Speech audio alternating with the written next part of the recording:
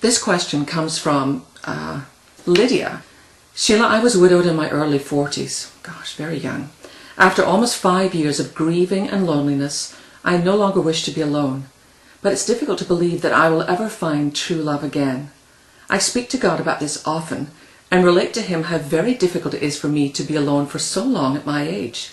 But sometimes I lose hope that even God hears me.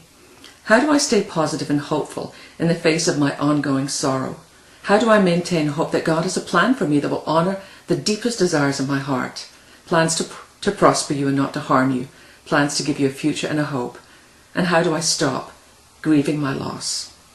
You know, Lydia, I'm not sure that we ever completely stop grieving our loss. It's a very hard thing, particularly at such a young age, to lose your husband.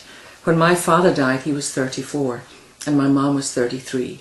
And she's now, this summer, she turns 80. And I think there's still a part of my mom that grieves the loss of my father. As far as the fight, you know, being not want to spend the rest of your life alone, I would say a couple of things. And these I've learned through a good friend of mine, Dr. Henry Cloud, who wrote the book Boundaries. He said that when we go to college, when we're of that age, we're in a place where we just meet so many people who would make potential good partners. You know, most people are single. We're all on the same campus for 2 or 3, 4 years together. But after we leave college, that changes.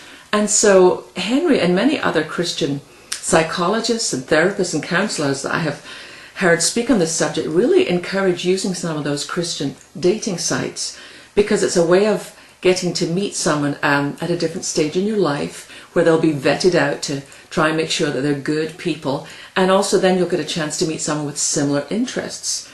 That if you feel you're at the stage in your life where you might be ready to meet someone, then I would encourage you to maybe look into that and maybe get a chance to meet somebody, and pray that God would help you meet someone that would have very similar interests.